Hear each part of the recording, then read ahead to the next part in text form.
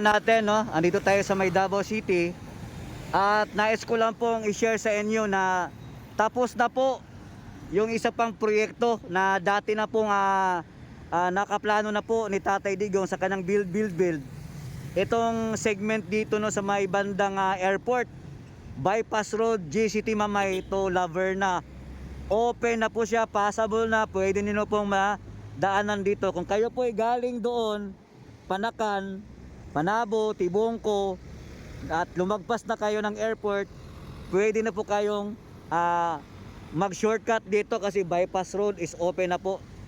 Sir, bawal left turn ha. Pag galing ka dyan, bawal left turn. Ayan, kung galing kayo dito, so bawal left turn, doon muna, no, right turn always po, kasi matitikitan po kayo ha dito sa Davao. Mamaya papasukin natin yan, yung kalsada na to, kasi since ngayon lang naman ito inopen sa public, so para makita nyo kung ilang minuto yung biyahe natin mula dito papunta doon. Okay, bawal left turn sir, bawal left turn. Dito lang, sa unahan ka lang muna.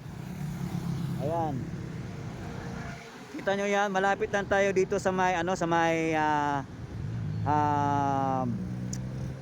kampo, no, sa Katitipan. Ayan, dito tayo sa may Anipay banda. Ayan, kita nyo yan, no? Kita nyo naman yan, no?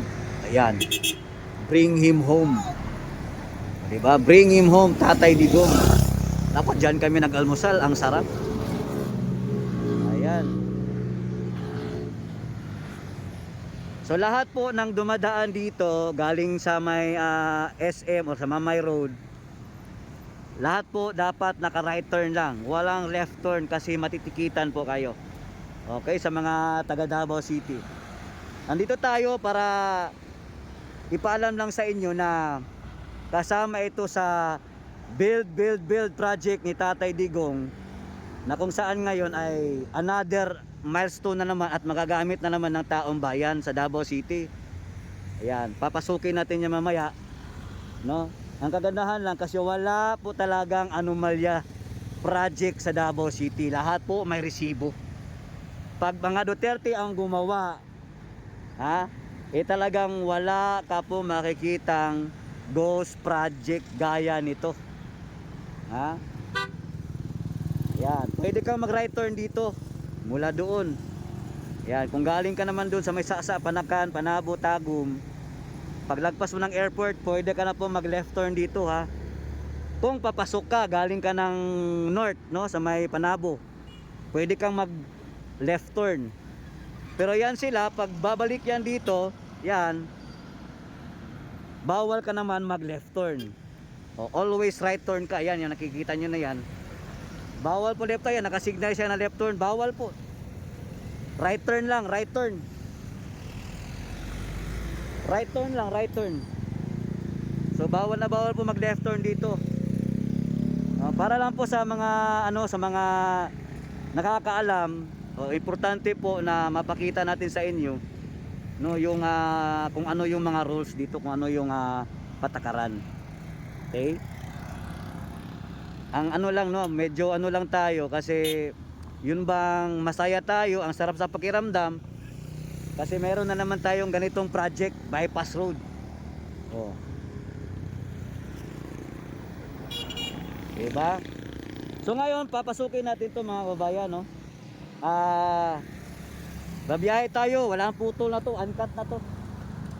Tira, salamat sir. Yan, mula dito, yan, diretso na tayo. Teka lang, charge natin para hindi malubat. Dahan-dahan lang tayo. Sige sir, salamat sir ha. Ayan, yan. Diba? Yan ang tatak Duterte. Pag nakaplano, dapat gagawin, dapat talaga tatrabahuin. Pero sana naman sa gobyerno ngayon ni Bongbong Marcos, wag naman masyadong selective. Kasi marami na rin proyekto ni Tatay Digong na sobrang haba ng delay. Eto nga medyo nga natagalan pa to Pero kung si Tatay Digong talaga gumawa nito, matagal na tong tapos. Ayan, may tulay dito Oh. Ayan, may flood control pa oh. Di ba? Kita nyo, may flood control projects oh, yung mga dikes, di ba? Ang kakapal ng dikes. Oh, kita nyo, teka lang ha. Oh, maghunong ta dire. Wait lang. Pakita ko lang sa inyo. Teka lang ha. Ayan. Wait lang. Ayan, basahin nyo ha. Oh, Laverna Bridge. Ayan, Laverna Bridge. Oh, ito na po yung tulay na yon, no. Check natin dito kung yung ano niya, yung capacity niya nakakayanin o limit. Ayan, no. Oh, load limit. Ayan, mayroon tayong tons, no. Ba't ibang bigat. Oh. Tapos kita nyo naman yung ano dito, yung flood control. Oh, yung dike. Oh, kita nyo yung dike. Ganun po ang setup dito mga kabayan, no. Oh, yan ang tatak Duterte. No? Sigurado tayo na hindi tayo mabubudol sa flood control. Flood control pong tawag diyan, yan, no. Na kahit anong mga lakas ng buhos ng ulan, sigurado hindi siya aapaw. Ayan. Oh, kita nyo naman yan. Di ba? Oh.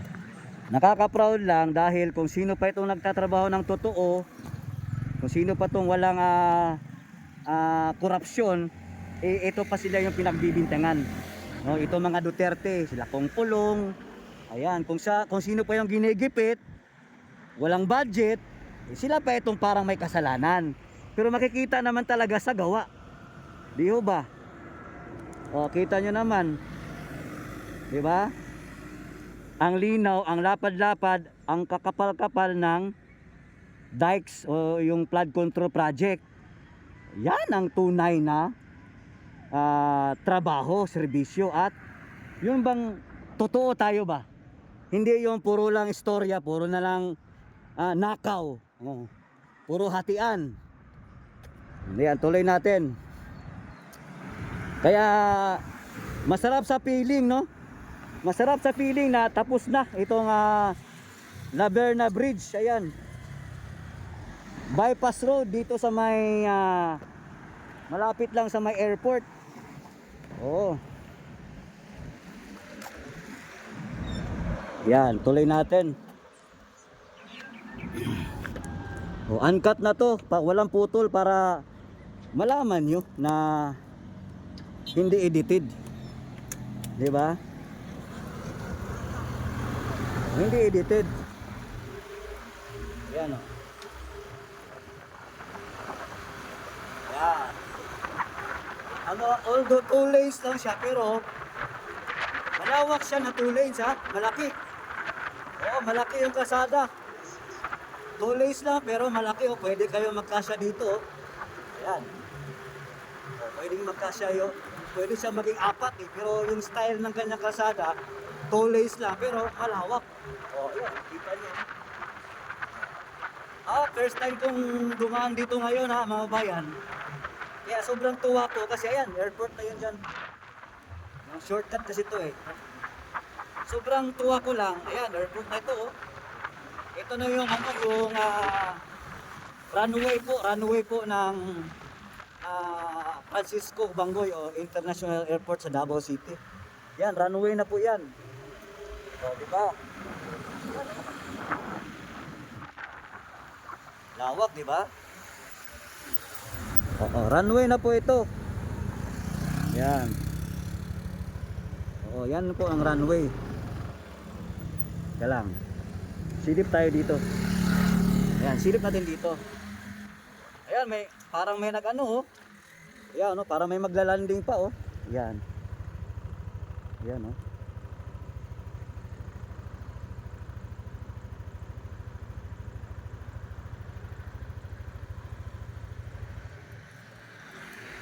Ayan.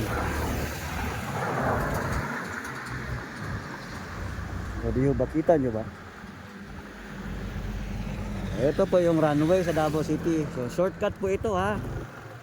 Oh. Although malapit lang, no, malapit lang naman siya. Ito going na to ng SM eh. Yan, going na yan ng SM. So malapit lang siya, malapit lang, no. Kita niyo naman naman, dami po mga solar lights o street lights. Nakakabilib sa Davao. Kita nyo, 2 lanes lang, pero ang lapad ng kalsada. Ganun katindi.